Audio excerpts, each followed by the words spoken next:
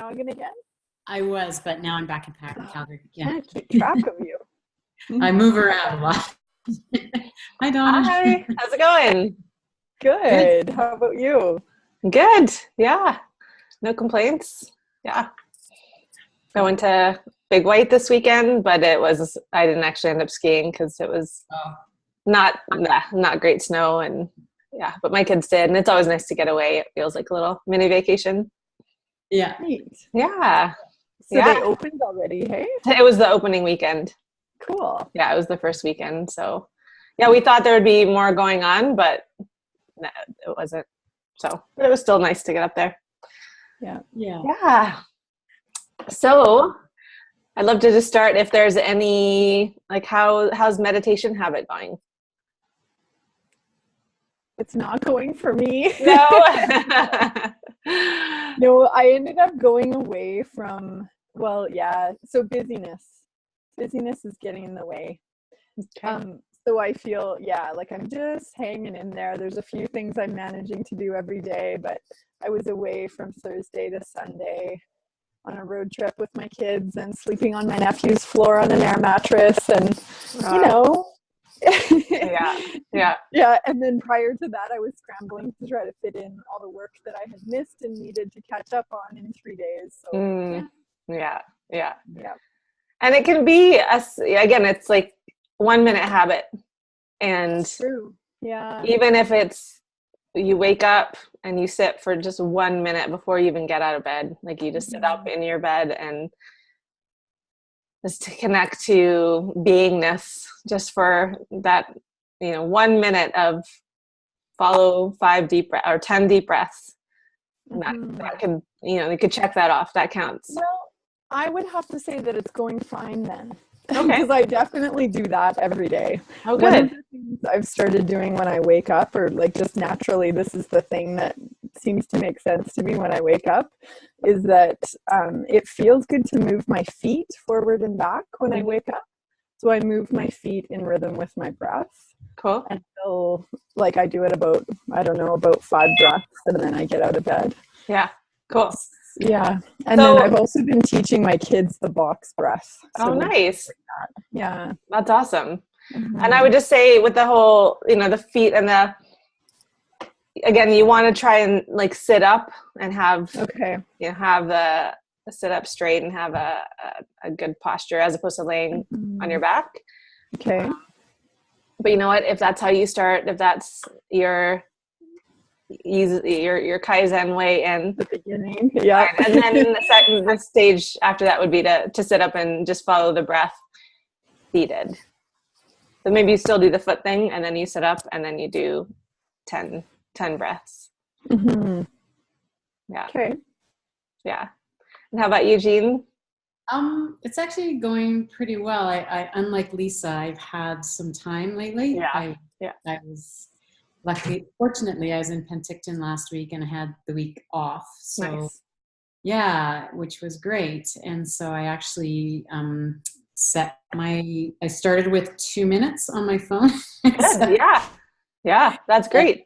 Yeah, and at first I was like, that's a lot. And then I set it for 6 because I thought it takes me a minute after I hit the start to settle down. Yeah, it does. Then I did for 5. Yeah, I'm starting to have some images sort of a drop of water in a pond that's super calm, just water that's still while I'm doing it. And I flew from Penticton back to Calgary yesterday afternoon, and the flight was one of the bumpiest flights I've ever been on. And so it was kind of, I did not enjoy it, but the breath, I was trying to just meditate on my breath to calm myself down. Yeah. Huge, actually, in helping me be okay with that. So, yeah. Good. Yeah, that's actually, Headspace has partnered with certain airlines, and they have meditations as part of their in-flight entertainment, which is really awesome, which is it's such a good thing to do. I mean, you're already sitting down and you can't go anywhere, and it's a perfect place. Yeah. I was just like, okay, this is the time to use it. Yeah. Good. Well, good. I'm glad. And so now did you say you're at 6 minutes now or?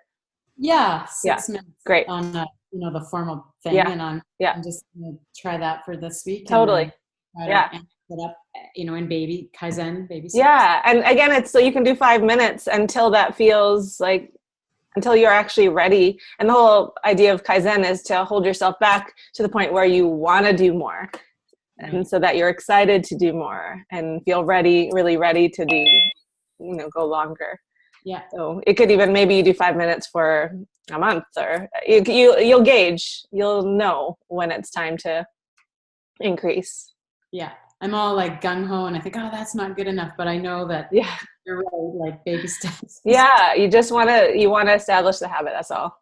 Yeah. And Twyla, can you, are you here? I can't seem to get the video going. So anyways, I'm here though. Okay. Is there, if you, like the video icon, does it have a slash through it at the bottom? No, it just says, oh wait, there.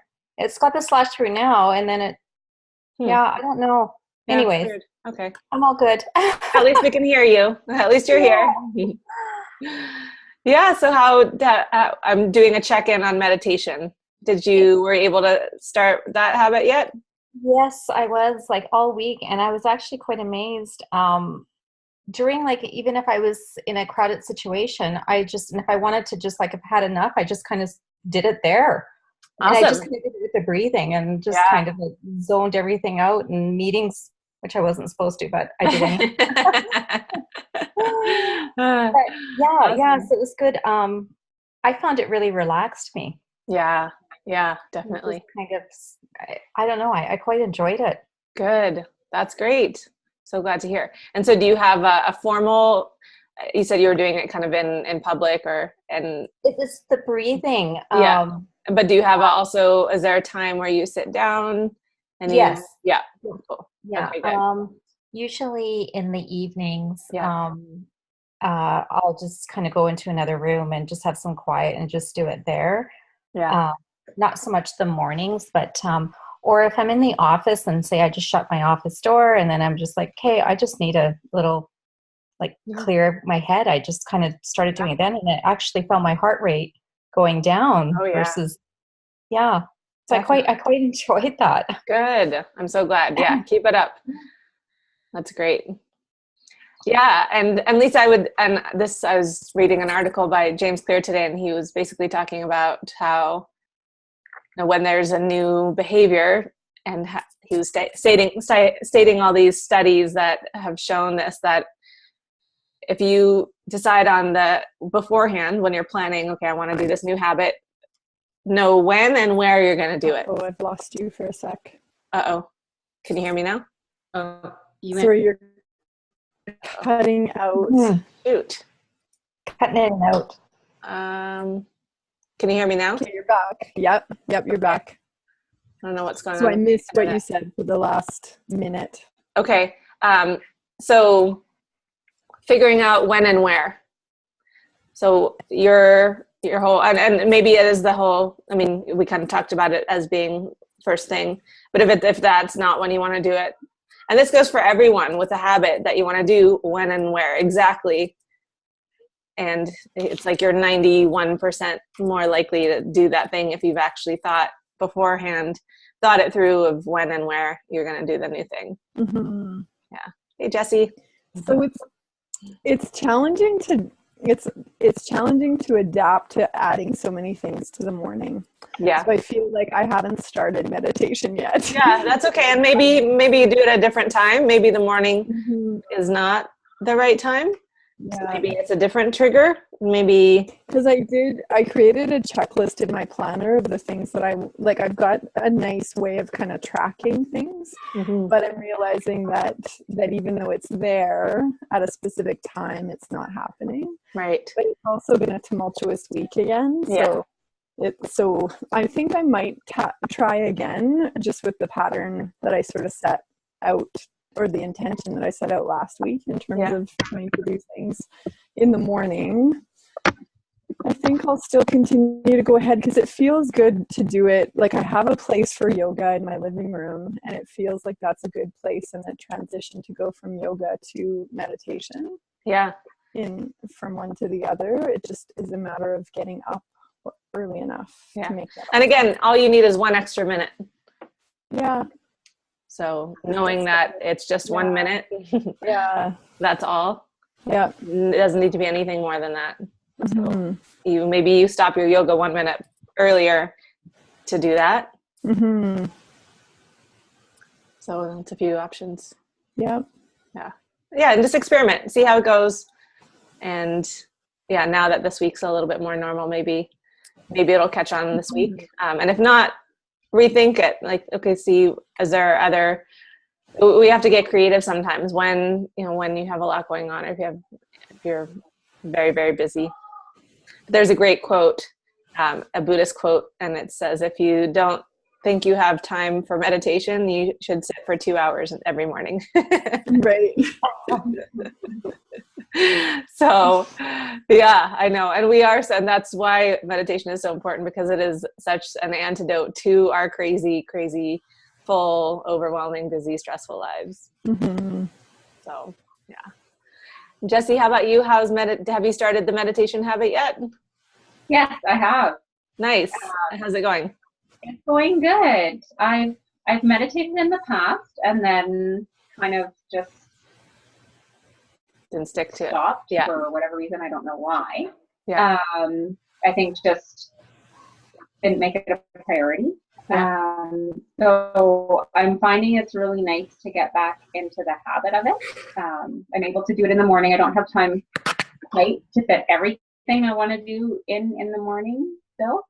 But I am, even just 5 minutes, I find it just makes such a difference for me. So yeah, it's been good. I've been enjoying it. Yeah. When you were doing it before, I'm just curious, were you doing it regularly or was it kind of sporadic? Regularly. Yeah. And how long were you doing it for regularly?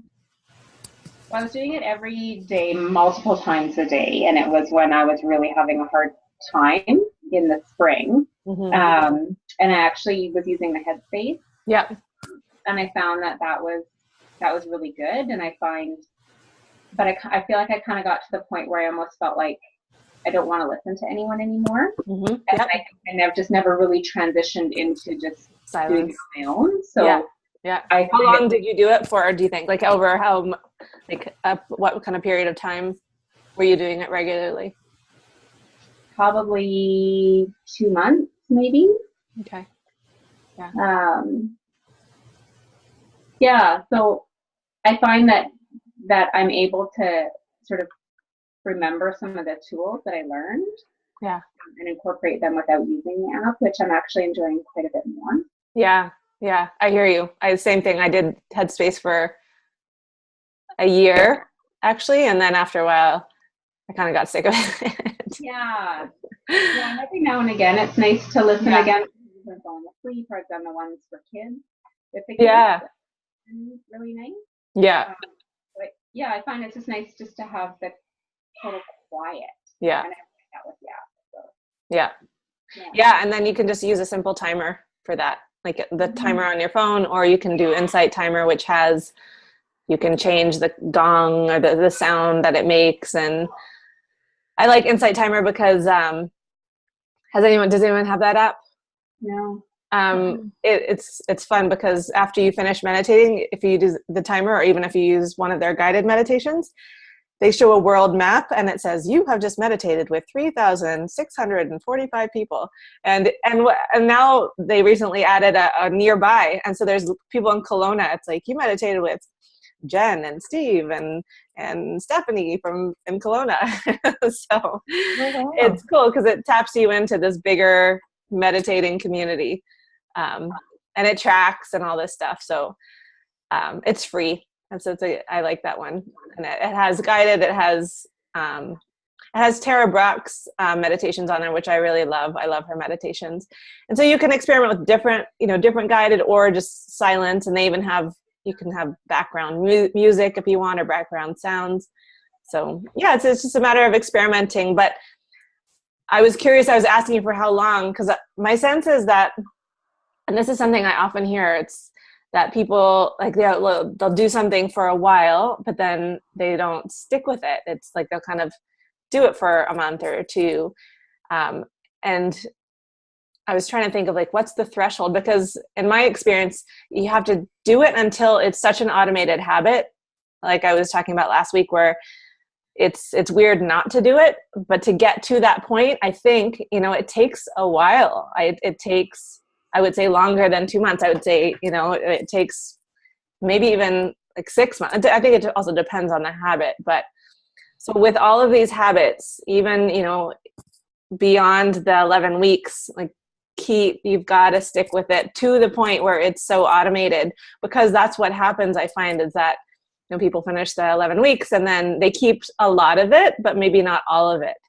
And so you have to, like, consciously continue to work on the habits until really they are so ingrained in your day and in your being and in your identity that you would not think to not to do them. So, yeah. All right. So these habits are increasing our capacity. They really are enabling us to show up in the world in such a bigger way. One of my students, I like the way she said it's like you're inheriting energy. It's like, what are you going to do with your energy inheritance? And you're filling up your energy bank. And so you really can, like, you're capable of doing a lot more. And so it enables a higher level of showing up in the world. And so we really want to pay attention to, we're expanding our capacity, and we want to stabilize at that higher level, or else, and I talked about the upper limit a little bit last week, where whenever we expand, it's unfamiliar, it's new, it's a little bit, it hasn't stabilized at that level. So often we'll contract to what we're used to, and we'll kind of backslide a little bit and default to old patterns. So you really want to stabilize at this higher level and really, like, let that sink in of, okay, this is exactly who I am. And I remember that's in some book, I can't remember what book it is, but actually saying, this is exactly like me to do this, to be like this. And something that I found is, as I started to streamline my mornings more, I started to have more time in the mornings. I still did, I had my yoga practice, I did my meditation, but I had more time. And in the beginning, I was just kind of frittering away that time. I was, like, sitting on email longer or just doing nothing. And then I thought, no, I have more time, so I need to use it more wisely. And the habits really do create more time.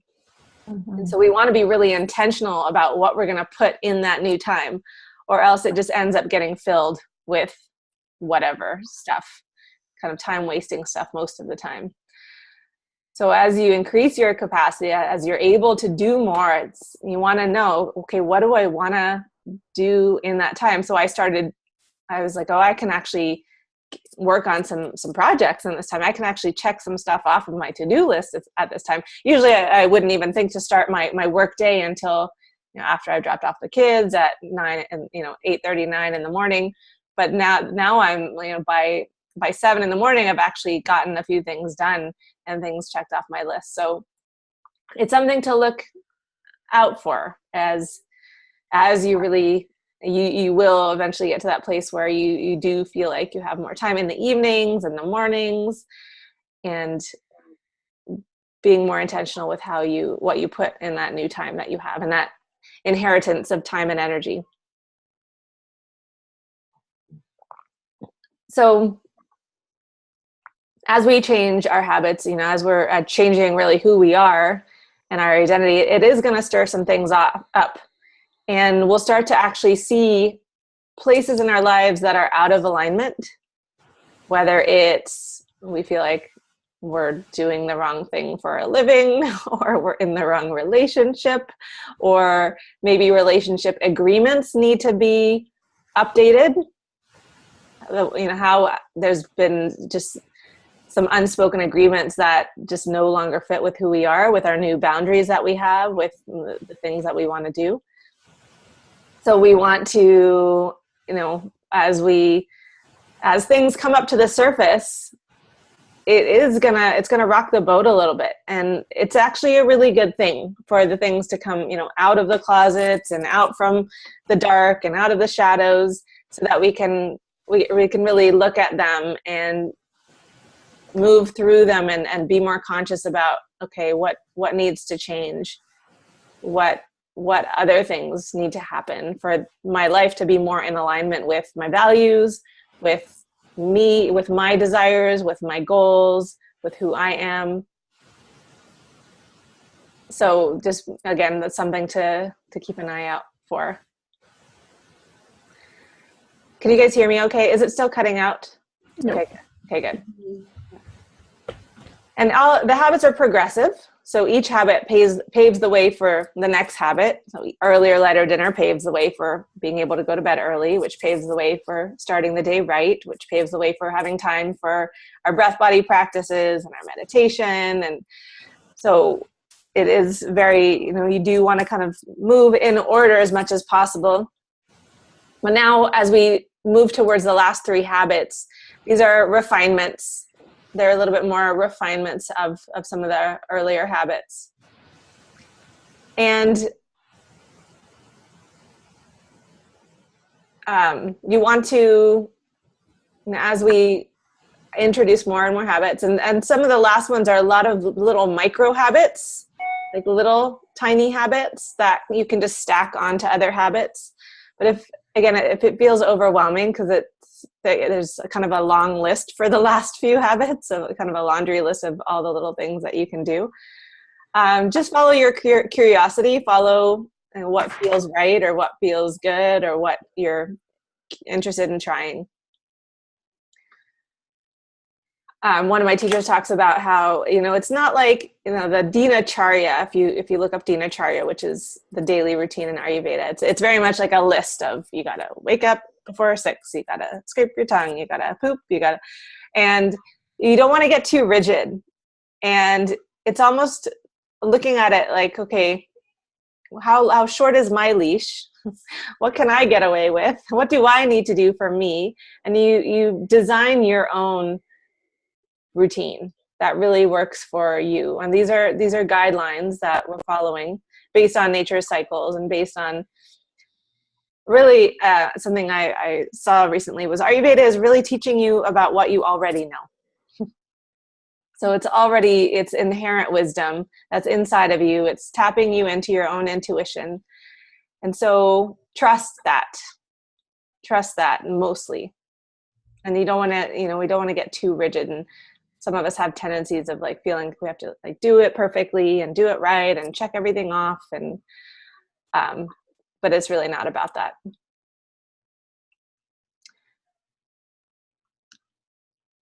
So I'd love to hear, we'll just do a little 1-minute sound bite. And there's just a few of us on the call today. Of what do you feel like you need help with right now? And I'll just, you can just take a minute or so to reflect on what do you need help with right now? And then we'll just kind of do a little bit of laser coaching on the line and see what we need to dial in a little bit more, help you. So Jean, do you know? Well, it's for me because I move around so much. When I'm in Penticton, I'm finding, because I'm not working when I'm there and I have more time, then I feel like I can really, you know, I'm making good Kaizen steps for most of this. Mm-hmm. And then when I come back to Calgary, it's a little bit of a shift. So it's just doing the switch. And actually, when I come back here, it's okay too, because I do have a regular yoga community that I practice with. And so this morning, I woke up at 4:30. I was so excited to get up for 5:30. So I was, for some reason, awake early. Go to my yoga practice that I missed last week. So I don't know. I think probably the toughest one for me is going to be the meditation. Yeah. And it's because it's something that I have tried before. And like Jesse, I've, been good for a little while and then fallen out of it because I didn't probably have a specific time that I set for it. And I do like just the tiny bit that I've been working on it lately. It's been huge, but I can see that if I don't have a dedicated time in my day when that's when I do it, it could easily fall away again. Probably not. Yeah, for sure. Yeah. It's really about making a very clear commitment to anything. It's not a 99% commitment. It's like a 100%. I'm committing to this. I'm doing this. I'm doing what I need to do to remind me. I'm tracking it, or I'm putting an alarm on my phone, or whatever it is. And then deciding this is, I do this. And it's like that article that I posted of basically how you phrase it. It's not like or he was talking about things that you don't want to do or saying no. Like it's not a I can't, it's I won't. But you can also flip that and say, I do this. And because it becomes it's very much part of your identity. Like, this is what I do. I meditate every morning. This is who I am. And so even if that means today I'm just going to meditate for 1 minute because I don't have a lot of time today, or I woke up late, or whatever it is. Yeah, I like that. I like that thing you posted about saying I can't versus I don't. I think was that. Yeah. Yeah, I just thought that was super powerful. Yeah. I've often used those words, I can't, and then you're like, well, maybe I can, or you're whatever. Then you get a bit weak, but right. Being in control of that and saying, yes, I'm a person who meditates every morning. Yeah, exactly. Yeah, just committing to that fully. And then having the plan of when and where and how. And then to go one step further is it's the whole stress testing. Your goal is looking at, okay, what is most likely to arise that would stand in my way? What's the obstacle that might show up and prevent this from happening? And then how can I actually make a plan for that in advance, so when that thing actually does show up, I know exactly what to do. Yeah. So, and maybe that's maybe the obstacle is just you not feeling like it. Probably. Which often we're the ones that get in our own way. Yeah. And then in that case, it's like, make it easy, make it small. Just do a minute, just get started, just close your eyes and take 5 deep breaths. Yeah. And lower the barrier to entry. Yeah. I like that. I like what you're saying about not being so rigid with all of this either, because when you first sent us the material, I was super intimidated. I thought, oh my God. Yeah. It's a lot. It's a lot. Yeah. And it's not meant to be perfected in 11 weeks. Again, and I talked about it last week, is it takes time, 6 months to a year. And so know that the journey doesn't, it doesn't end at the 11 weeks. You have to keep working on them and practice. Yeah. And Lisa, what about you? Where do you need help? I'm thinking about meditation too. I realize, that it's something that I've long wanted to incorporate on a regular basis. And maybe it is the one, like, I remember last week I really liked your whole, the thing about I wrote down that if you chase 2 rabbits, you will catch neither. Yeah. And so meditation hasn't been very high on my list, but when I think about it, it's just the newest one, and I haven't really prioritized it yet. Yeah. But I'm thinking that I would like to prioritize it, and rather than it being sort of later in my morning, maybe it's one of the first things that I do, so that it's not the thing that gets right. That, like, maybe if I do it first, then, I shave off a bit of totally. If I don't have the thing that's going to get in the way is the time. Right. Is not getting up running early. Out of time. Yeah. Yeah. So I think that's if a great I do idea. it first, then I don't miss it, and I have a feeling that if I do regular meditation, as I've been sort of inclined to do for years, really, I would, I would see the benefits of that and have it would just like, I can actualize something that I've been inclined to do for a long time. Totally. Yeah. It's so powerful. And I think that's that's such a good practice in general of doing the most important things first. Yeah. Because we often, and I actually wrote a blog post on it that comes out tomorrow.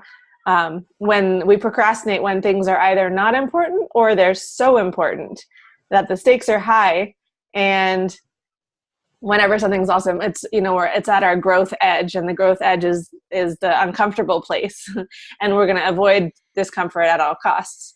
So we will just put it off. But we know that it's like, it's an important thing for us to do. Yeah. So doing it first and just like kind of pulling the Band-Aid off and right away. And then it's always the procrastination and the getting started is the hardest part. Like once you actually sit, it's fine. But it's the kind of anticipation of it, or feeling like it's usually a bigger thing than it is. Yeah. The things that we procrastinate on, we make it out into our head being this big deal. And then when it comes down to actually doing it, it's not as bad as we thought it was. Yeah. So, yeah.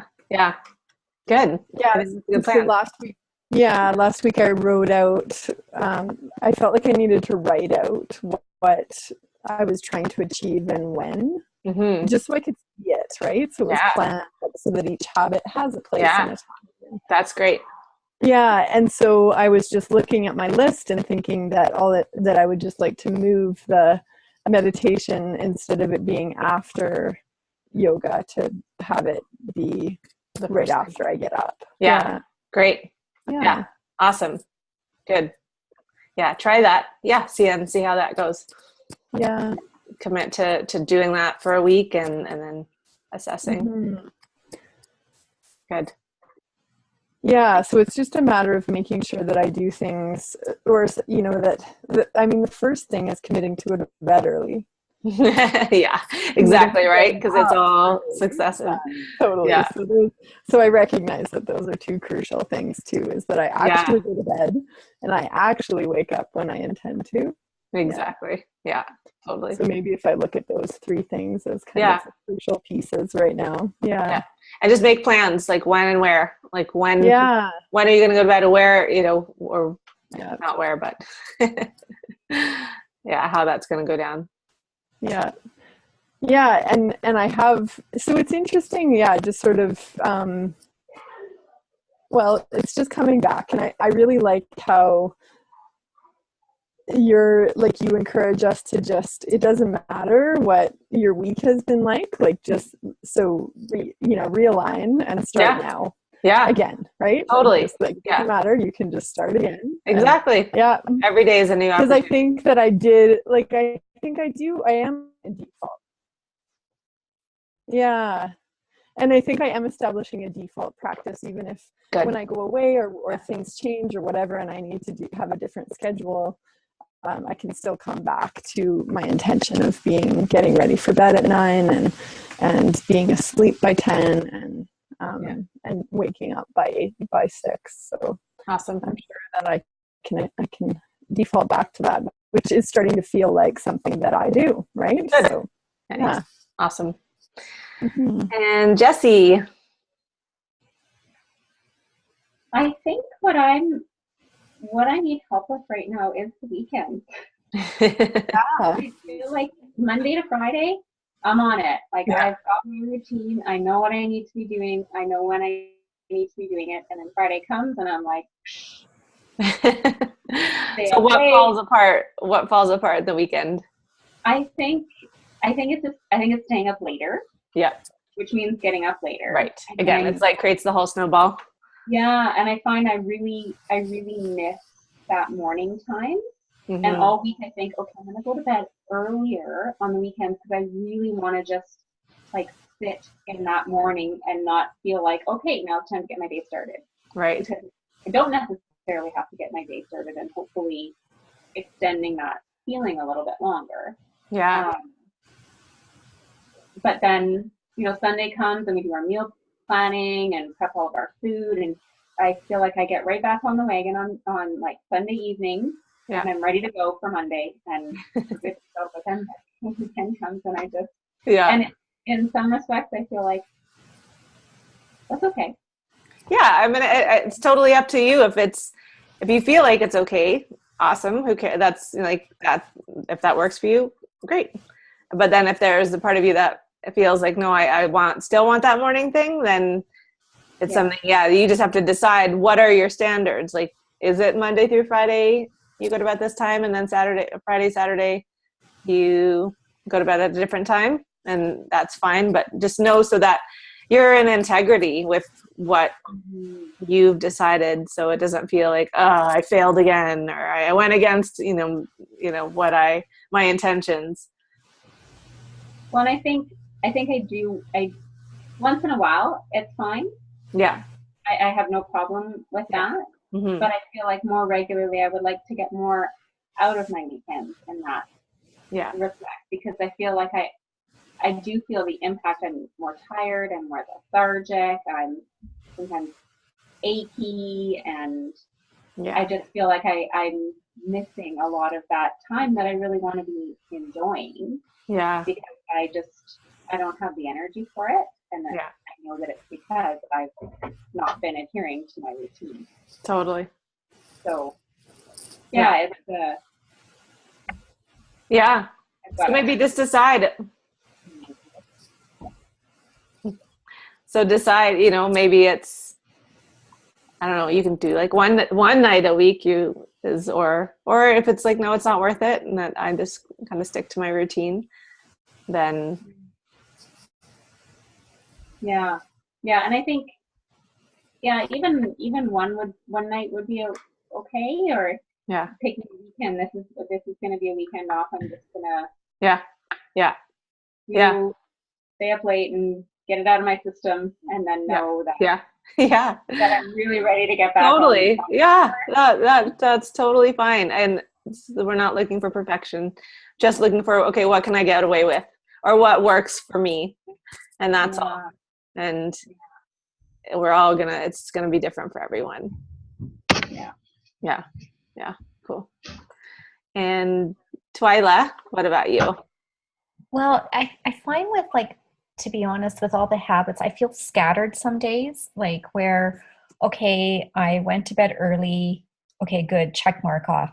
I didn't meditate today, but I did yoga. I don't feel like I'm, like the habits, I'm hoping they'll get to that point where it's just like I wake up and early and I do the yoga, I do the meditation. I'm good at eating before. I really like the eating before the big meal at 2. I'm good at that. Yeah. But it's funny. Like I take my dog for a walk every night. It's like time. Like he looks at me at like 7:30. He starts whining, and I kind of looked at him, and I'm like, oh, so that's how it is. Like you just have to kind of, like, he has this internal clock that he just sets, and it's like, hey, the time, and that's when I kind of evaluate my day. Yeah. And, I've been talking to my neighbor about this course that I'm doing, and she says, how was it today? And I said, well, today was a good day, but then I'll go, the next day I'm like, this wasn't a good day. Like it was chaos. So I'm hoping, now that I know the habits, I'm hoping to just get on track where I feel like, this is working for me, because when I do it, it does feel good. But the weekend thing too, like what Jessie said is, we went out this weekend with friends to a winery, and I'm looking at my clock, at 9:00, and I want to go home. Yeah. And they're like into the wine and having a great time, and I don't really feel like drinking wine. And it's like, I thought, this is going to break my, like, this is not good, You're trying to enjoy the time, but it's like I was like, I could easily go home right now and go to bed. So I think it's just, now that I've got the tools, it's just learning those tools to almost like build that bridge so I can walk over that bridge, and it's just everything flows, I think. Yeah. It's gonna, and again, it takes time. It takes time for you to be doing all of the habits regularly. And and just know that, like, you're exactly where you need to be. And this is how change happens, slowly over time, with practice, with consistent effort. And so what do you need to do to make that happen, to be consistent and to keep, sticking with it until it is, again, it's just easeful and it flows and it happens without a whole lot of effort on your part. It's in the making the decisions of whether, what to do and whether to do it and how much to do it and what time to do it, that's what we don't want to have. We want to eliminate as much of that extraneous decision making as possible, because that's the whole point of automating habits, is that it frees up so much energy and so much brain space, that it's like and again, it's creating those standards of, I do this.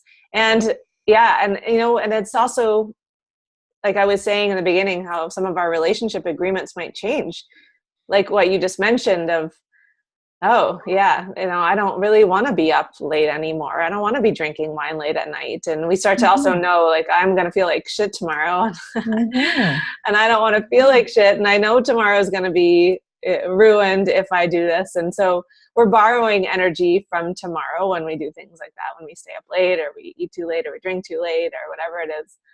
Yes. And sometimes when we show up differently, when we're like, actually guys, I'm going to go home, I'm done.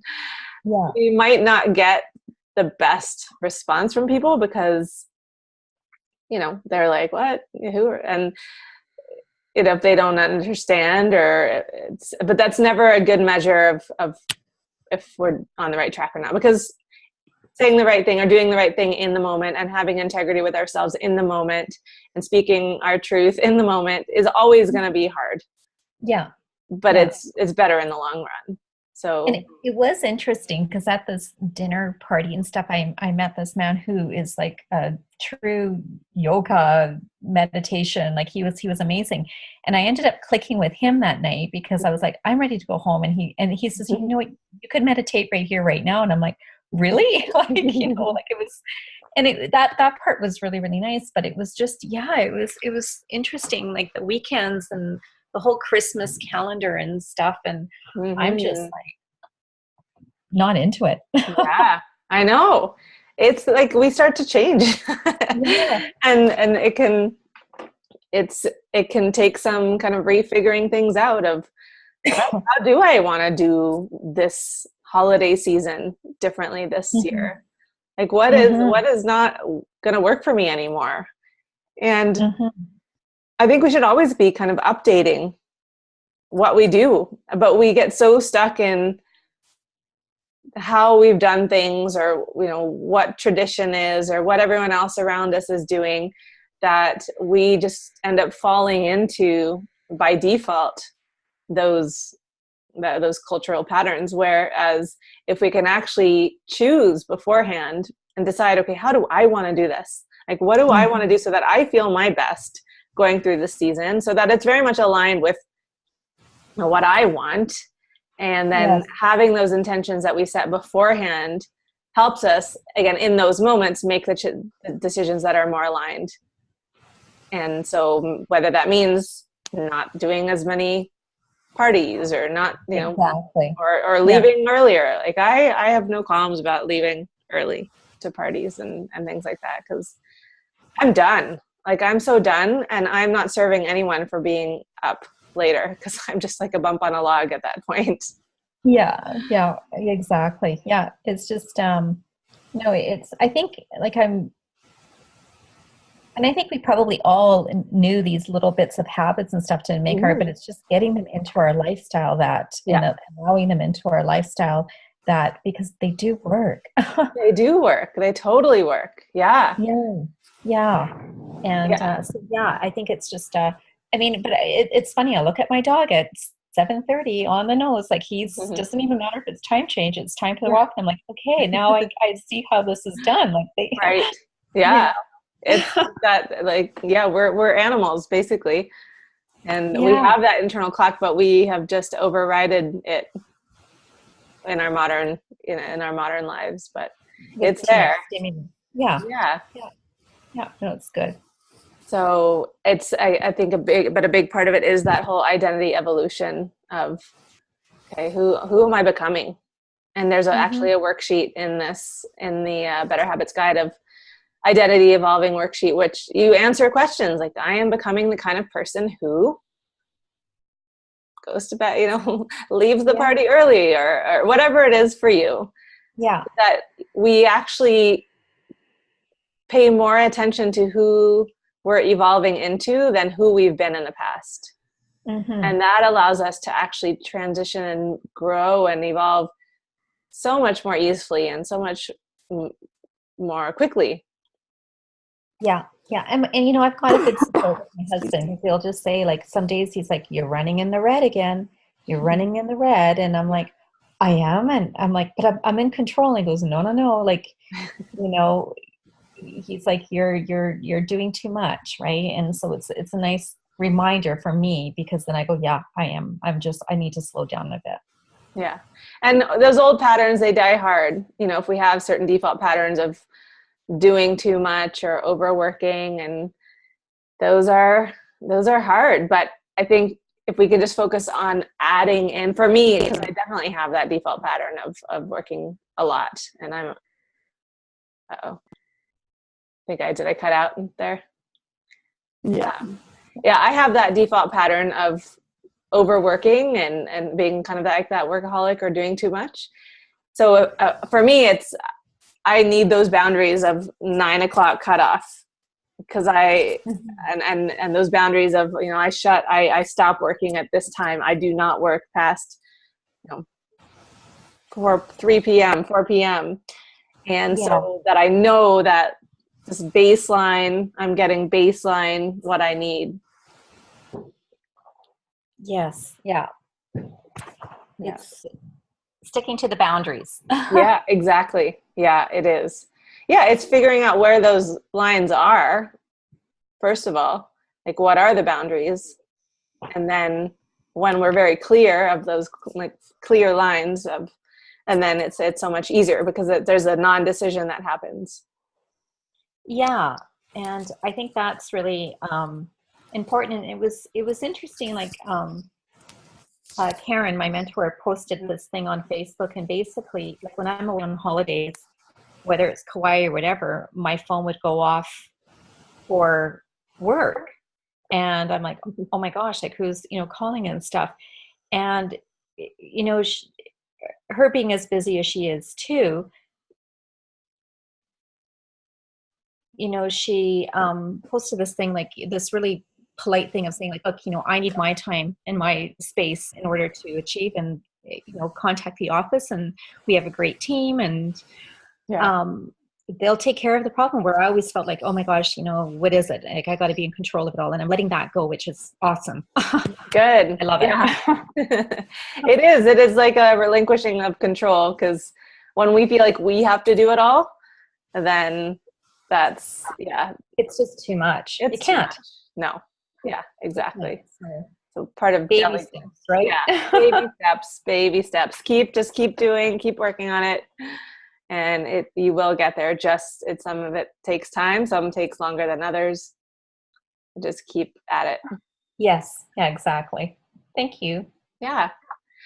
So this week is all about the healthier eating guidelines. So we've talked about the when of eating, an earlier, lighter dinner. And then we've talked about the what of eating a plant-centric diet. And now it's the how of eating. And so this habit is all about really strengthening and balancing our Agni. So does anyone want to take a stab at what is Agni? Little pop quiz. Digestive fire. Yes, totally. Yeah. Yep.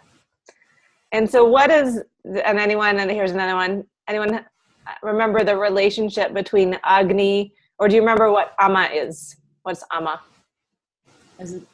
Ama is like sluggishness, and well, it's like the sticky toxic residue that's a byproduct of undigested food and experiences.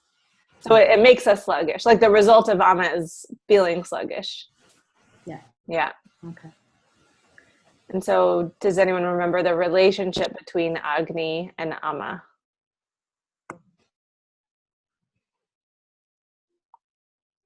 Well, you want more Agni than Ama. Yeah, for sure. Yes, it's like the stronger the Agni, that it burns off the ama. Yeah, that's a good way to see it, a good relationship. It's the inverse relationship. And so we want balanced Agni. And so we can have, there's actually 4 different kinds of Agni. And the one that we want is balanced, which means that we have strong hunger at meal times, and we have really good energy. We are clear-headed. We have balanced moods. We don't have any digestive upset. We have regular bowel movements, and we're absorbing our food well. And so that's a sign of balanced Agni. So we can also have like sluggish digestion. So some people, it's called Manda Agni, when you have just really slow digestion and it just takes you a really long time to digest food. So you're often not as hungry. Like it's hard to actually get hungry because your food just takes so long to digest. And so we want to kick up the Agni. And does anyone remember, like, what are ways that we can increase Agni? Or I don't know if it was in the webinar, or if we've talked about it, or maybe we haven't. Maybe it wasn't anywhere. Well, there's some ideas that I think you've shared before, like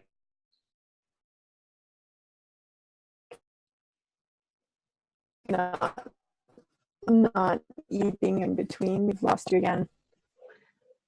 Shoot. Yep, you're back. Okay. God, I don't know what's going on today. Hold on. I'm just going to try and change my internet connection for a sec. Hopefully I won't lose you.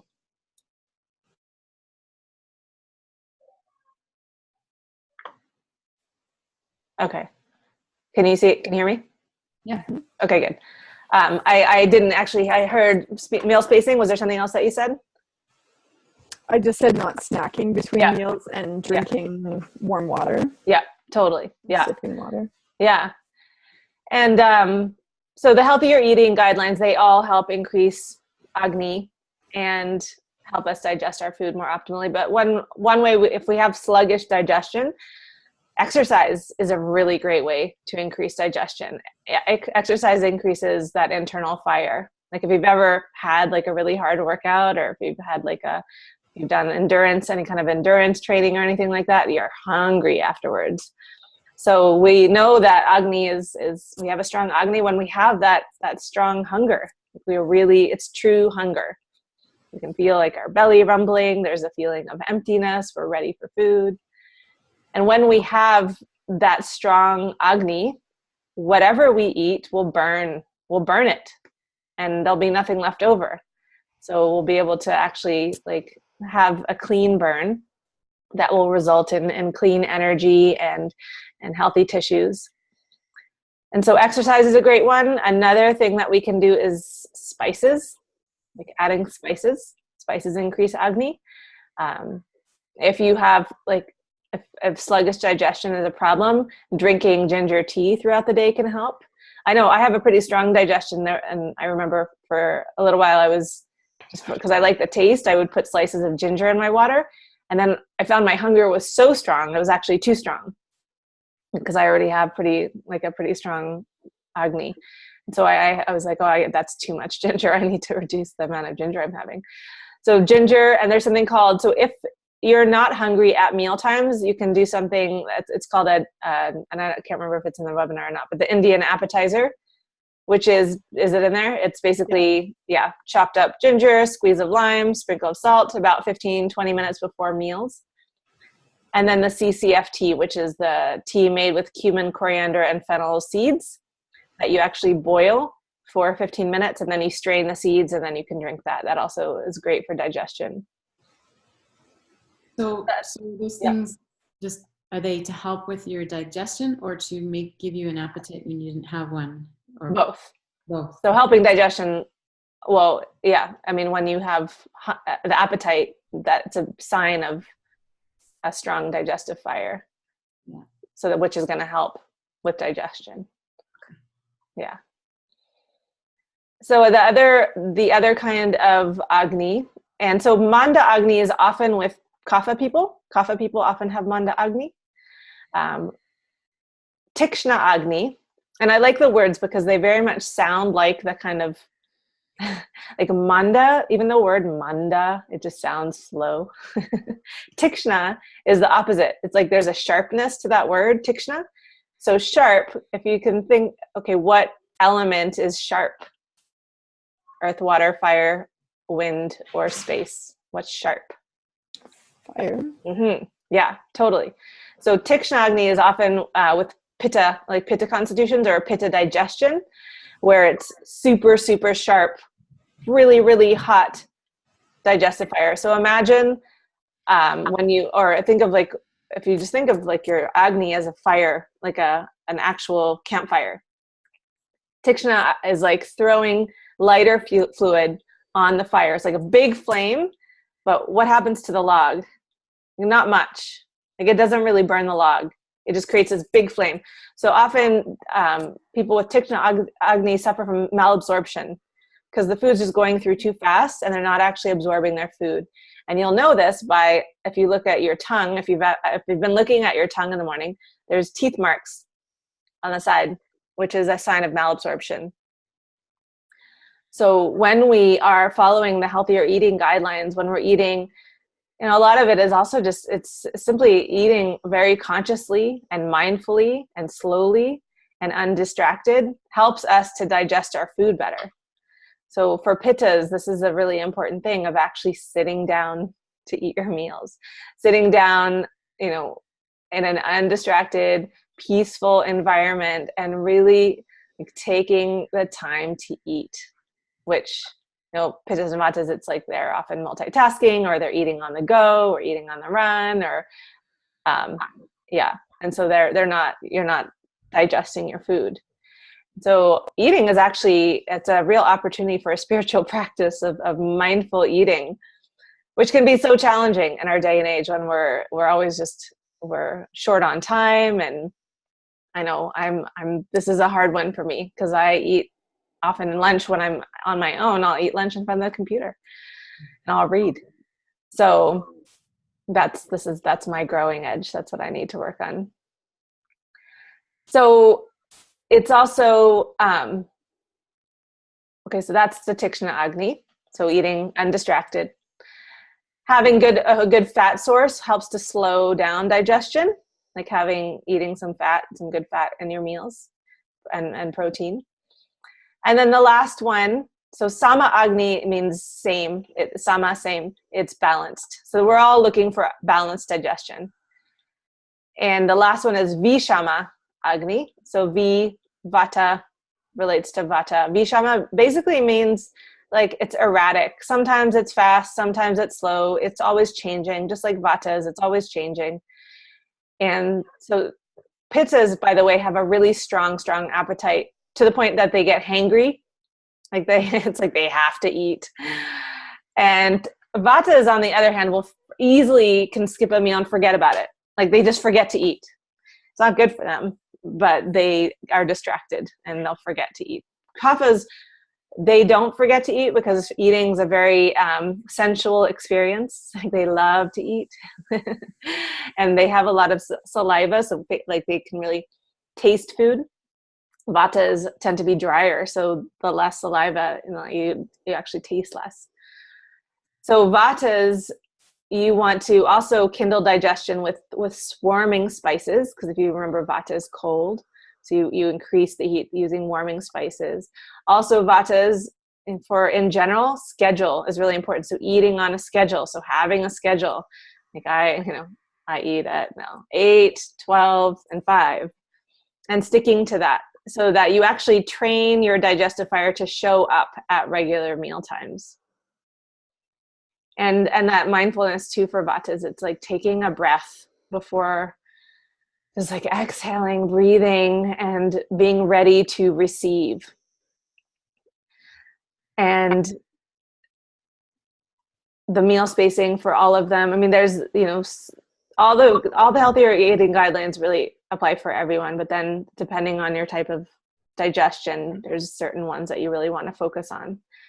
So that's really general. And then each dosha needs to focus on different tastes. So the 6 tastes are, does anyone want to take a stab? Sweet, sour, bitter, astringent, spicy, no, Pungent, yeah. pungent, and I forget. Salty. Salty. Yeah. Yeah. So those are the 6 tastes. So each taste has a different effect on the body, which is, Ayurveda really understands the energetics behind food. There's a really, really great book on this called Explore Your Hunger. And it's a download that what's it? Joyful Belly. Joyfulbelly.com is an Ayurvedic website. Really, really great resources. Awesome website. Great newsletters. I recommend if you want to learn more, subscribing to him. But anyway, he talks all about the energetics behind food, and why we go to certain foods, and why we want sweet foods, and why sometimes we want spicy foods, and because they all have a different effect on our body and on our mind and on our digestion. So sweet taste is very grounding, and I think we've talked about this a little bit, but we feel it's related to earth element. So earth is the heavier one. So when we eat sweet taste, we feel, we have that calm, has that kind of like numbing, grounding, softening effect. So this is why it's really good for pittas. Like pittas need that, like, to soften the edges a little bit. And so often pittas will crave sweet taste. Salty, if you just think of salt makes you retain water. And so what's a dry, what's the dry dosha? The dosha that's most dry? Vata. Vata, yeah. So salt's really good for vatas. Even like drinking water with a little bit of salt in it can help to absorb, absorb more of that moisture of that water. Sour. So sour is also hydrophilic. So it actually creates more saliva. So that's also good for vata. And it helps to actually, it's heating. So each taste is either cooling or heating. And each taste is also either building or reducing, meaning sweet taste is building, meaning you will gain weight if you eat a lot of sweet taste. Salty also, it's building. You retain water, you get heavier. And that is also, sweet is cooling, and salty is heating, and sour is heating. You can also, once you kind of understand that, then okay, based on the dosha, we know that kapha is cold, vata is cold, pitta is hot. So if sour is hot, not so good for pitta, better for vata. Bitter is cooling. It's very detoxifying. It's lightening, like it's a more of a reducing taste. So bitters would be any dark leafy greens. Turmeric is bitter. Coffee is bitter. What else is bitter? A lot of like raw vegetables can have that bitter taste. Some are more bitter than others. So by the way, sweet taste is obviously anything sweet, like fruits or sweeteners, but meats are considered sweet taste. Grains are considered sweet taste. Dairy is considered sweet taste. Salt, fish is salty taste. There's not a whole lot of foods besides like salt, like literally salt, and seaweed, fish, and celery. If you think of celery salt. Sour, what are some sour foods? Lemon. Lemon, yep. Anything that kind of, lemon.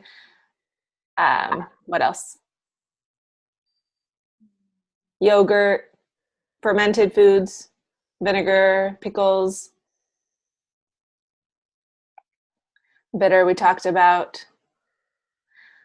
Pungent. So what would that be, heating or cooling? Heating? Yes. So it's spices, basically. And there's a range. So there's a spectrum. So all spices are considered pungent. So even something like on the mild spectrum, like rosemary, is still considered pungent. But then rosemary would be like on the lower end, but then there's like cayenne, which is on the high end. So again, it's vata, it's a drying, like pungent has kind of a drying effect also. So it's not, vatas want to use more of the milder spices like cumin, coriander, fennel. Whereas kaphas, they can really spice it up. Like it's really good for them to have a lot of spice. Garlic and onion, those are also considered pungent foods. And then astringent. So what would be an astringent food? So astringent is anything that kind of like like your face puckers up, like if you take a bite out of a lemon. So lemon obviously is astringent. What else kind of has that effect?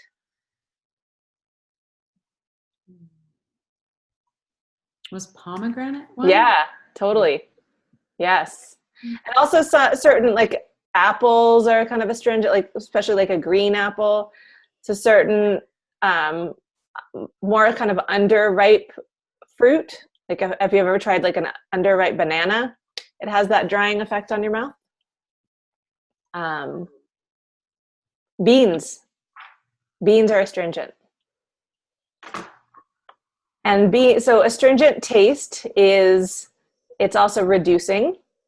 So again, it's like once you understand the energetics of taste, it's if you want to gain weight, you would increase more of the sweet, salty, sour. If you want to lose weight, you want to increase pungent, bitter, and astringent. And then the last one is sweet, salty, sour, bitter, pungent, astringent. What did I miss? Or did I say them all? 6. Yeah, I said them all. Okay. Yes. So, yeah, I feel like I didn't explain one, but maybe I did. So that's ideally, in a perfect world, we would have a meal that would include all 6 tastes. And you want a good one to do that in is your main meal, is your lunch, but it can be really easy to accomplish. And I talked about that in the website, where it could be like a squeeze of lemon, a grind of black pepper, maybe a garnish of some fresh cilantro or something.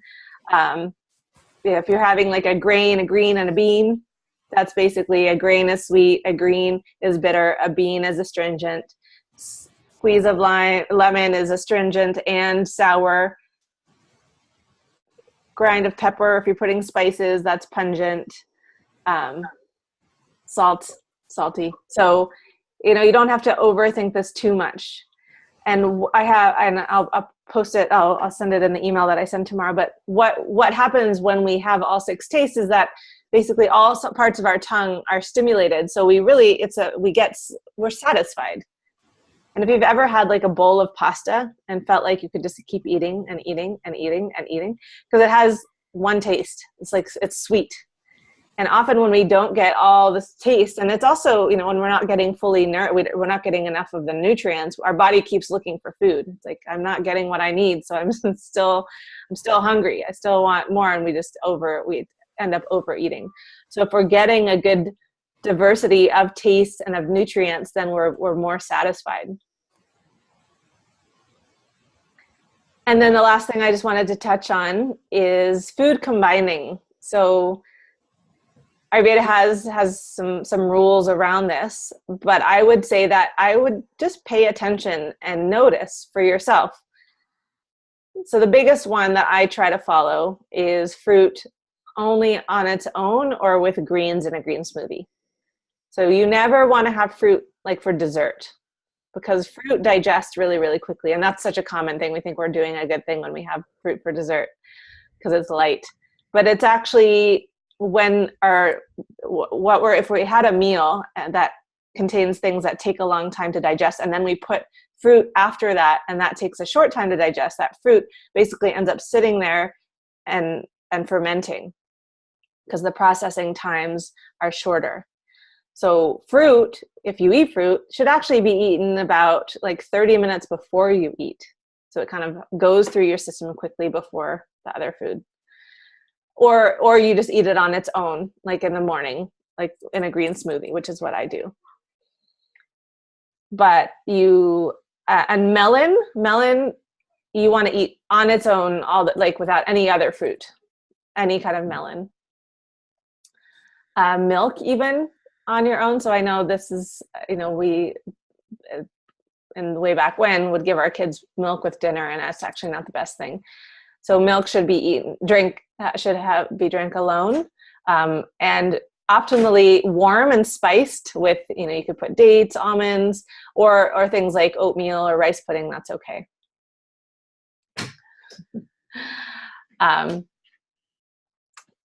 Yogurt with grains and veggies, but not with you wouldn't mix yogurt with fruit, which again is something that we see all the time, which we think we're doing a good thing, putting like blueberries yeah. And again, it's like, just notice how you feel when you might kind of break the rules. Because I know for me, if I have fruit after, I feel so bloated and my stomach hurts. And so I really can tell that it's not digesting properly. So if we have gas, or if we have, acid reflux, or if we have kind of indigestion or any kind of digestive upset, our digestion isn't happening optimally. So whether we weren't eating when we were hungry, or our digestive fire, our Agni wasn't strong enough, or the food combining, or we weren't eating mindfully, we were distracted, maybe eating too fast or on the go, or not chewing enough. So there's all these, again, it's like this big long list. Actually, the 21-day optimal digestion challenge, there's the worksheet that has, I pretty much put like all the different healthier eating guidelines on there. So it's a great thing to just, and it's cute, it's progressive. It's 21 days. So, the first day you focus on the first thing, the second day you focus on the first two, and you add on. And it gets to be a lot towards the end. But you can just start to notice, and you can just put an X when you do it, an O when you don't. And then you see, okay, what am I perpetually not doing? Like, am I always distracted when I'm eating? Or am I, not always hungry when I'm eating? This is a really important one too. Make sure there's true hunger. And if there's not hunger, don't eat. So I recommend just printing that out and just noticing, just a way to actually just keep track of where there's room for improvement, and then just focusing on one thing at a time. And because there's a lot, you just pick one of these guidelines to dial in, to automate, and then eventually you can add on and do another one. So which one are you going to focus on? And you can just type in the chat box. And so there's the big long list. There's taking a breath before you eat. There's making sure you're hungry, making sure that you're drinking enough water. Like, when we're dehydrated, we'll feel hungry. And drinking water before you eat, like an hour or 20 minutes before you eat, is really, really good. And then an hour after you eat is really good to help with digestion. And really focusing on having most of your water between meals. You can have sips of warm water while you're eating, but you don't want to dilute the digestive juices too much. Meal spacing, making sure you're not distracted, chewing, not overeating. Sorry. Yeah, no problem. And eventually, there's refinements of eating for your constitution, and we don't go into that too much in this course. It's a bit too much. So, if you continue with the, if you do the 9 months, we go into more of the constitutional stuff. So Lisa skipping or sipping ginger tea between meals. Jesse taking a breath before eating. Awesome. Yeah, great. Are there any questions about these? I know I kind of ran through them. It's interesting, right? There's so much to learn. I'm Yeah. intrigued. Yeah, like the yogurt with grains and veggies. Like what veggies would you have with yogurt? And Well, that's like a traditional Indian thing where they do kind of the yogurt sauces. Yeah. So it's not sweet. It's more of a savory thing. Mm-hmm. Like even I'm thinking of like masala, or is it chicken masala? It's like that yogurt it's marinated in yogurt. Mm-hmm. Yeah, or eating, or on its own.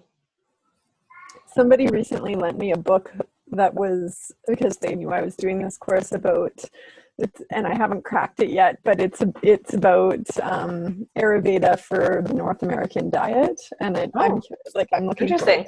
Yeah. If there's certain things that are especially intriguing. Right, Yeah. because it's the thing. It's like we're not in India. We're not going to be eating Indian foods.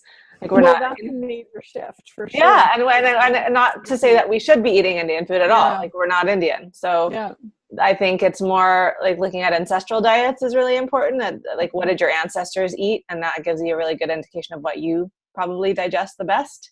So I know some people that just do not like, and my mom hates curry. She hates Indian food and Indian spices, and that's fine. Like you don't need to. Mm-hmm. It's figuring out, okay, what do I digest and the best, what do I digest well, what's the right diet for me, for my body type. And so it's really trusting our own bodies and just paying attention to digestion and knowing we can see our tongue is a really good indication. So paying attention to, do I have a lot of on my tongue? Is there a lot of coating? Do I have cracks, or do I have teeth indentations, and then again, if we have any kind of digestive issues like constipation or bloating or gas or loose stools, that's basically our body communicating to us that agni is not balanced. So, and if we're sluggish, or if if we have skin issues, and so it all begins in the gut. All right. Thanks for being here, you guys. Yeah, thank you.